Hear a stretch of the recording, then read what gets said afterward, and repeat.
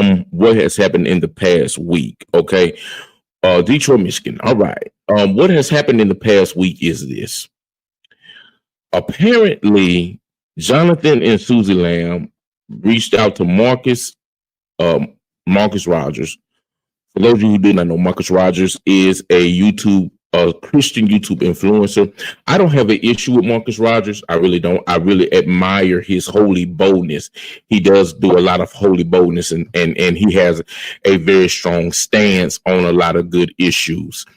He went to war with a lot of people over the election, but hey, that's neither here or there. But he does take a lot of hard stances, and I admire that. I admire the fact that he does not take down from his beliefs, and he is very, very, very radical for Jesus. I will give him that.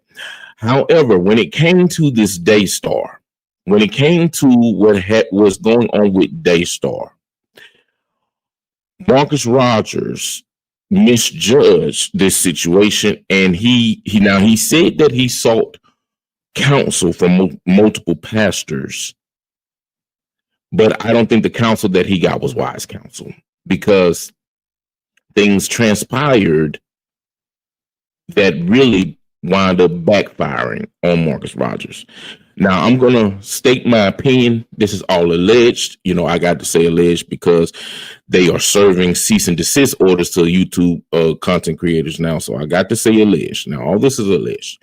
So allegedly, Jonathan and Susie Lamb reached out to Marcus Rogers to come onto his platform to share their story. Either they reached out to him or he reached out to them. Either way, they wound up coming on Marcus Rogers' platform. And while they were there, boy, oh boy, did they let it rip. They let it rip, and they spilled the tea, and they sounded the alarms, y'all. They sounded the alarms, and they let it be known that we are not going to take no more of this foolishness being pushed on.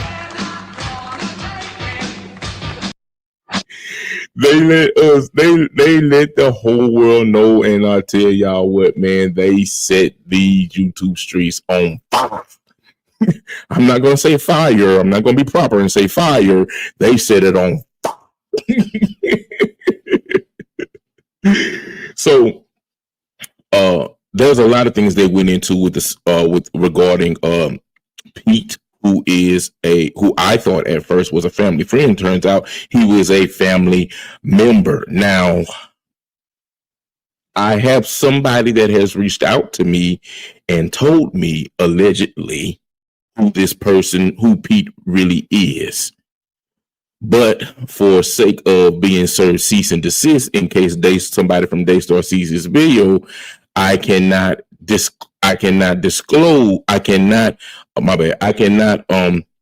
reveal his name until Jonathan and Susie actually press charges and there is an actual criminal case. The name of who Pete really is cannot be revealed, but I think many of y'all know who this guy is.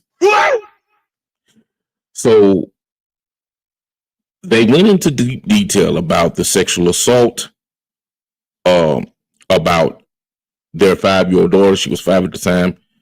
2 cases of sexual assault. One where she was touched by this older gentleman. And the second one was she was in a room changing into a bathing suit, and this gentleman this man came in the room.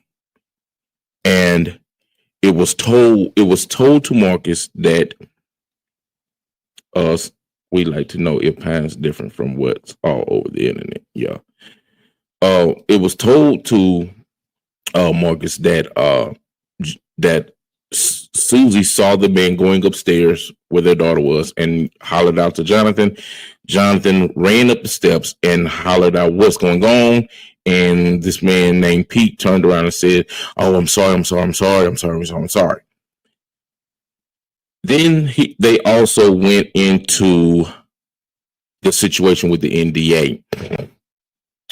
which, if you don't know, if you haven't heard the full audio of the meeting that they did with Jonathan Lamb over the NDA, the board of Daystar met with Jonathan Lamb, which consisted of Joni Lamb, Tom Callender, and it was another gentleman. I can't remember his name. They met with Jonathan, and the whole thing was to try to get Jonathan to sign this NDA. Now, this is stuff that we all know. If you have not, please go back to the other live that I did this morning when I said the live on the Royce Report. I did one on the Royce Report, releasing the entire audio of the meeting that the board members had with Jonathan Lamb, and we break that audio down. We don't have enough time to do that tonight. So after this interview takes place and the streets get lit, the YouTube streets get lit up behind it, somehow or another, Joni Lamb and Marcus Rogers come into contact.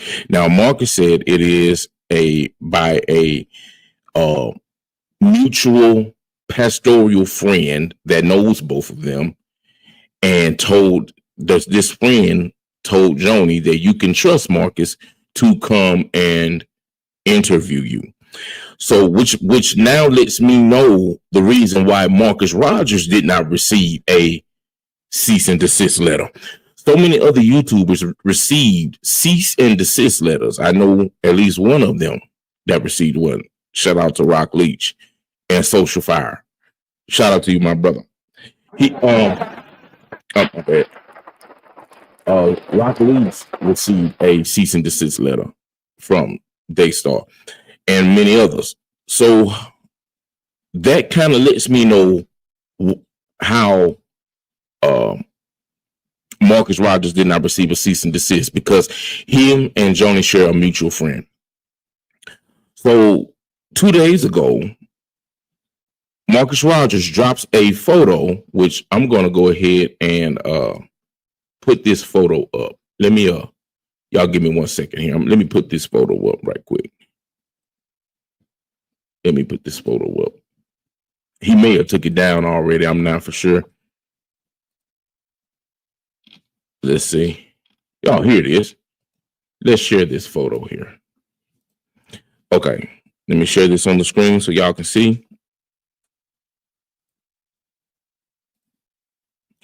Okay, Marcus Rogers shared this photo right here 2 days ago, letting everybody know that he was going to do this interview with Joni Lamb, which many people was excited to hear what was going on. But for me and the other ones, especially me and my wife, we was like, what's going on here, Marcus? You did Jonathan and Susie, and now you got a picture of yourself here at Daystar finna interview Joni. Okay. But we didn't want to, put our opinions out there just yet. We wanted to wait and see. So a day went by, which brings us to yesterday. Yesterday morning, Marcus Rogers drops this interview. And what he thought was going to be a bomb and break the internet actually turned out to be a doink. Marcus Rogers received so much backlash from that video. He received so much backlash from the Christian community for that video that he now has took it upon himself to do a repentance video, which I'm going to share my opinions about it after I play this video to y'all. Because I'm going to be honest with y'all, if it was truly about repentance, and let me say this now, I do have respect for Marcus Rogers. And Marcus, if you're watching this, I have respect for you, brother. I really do.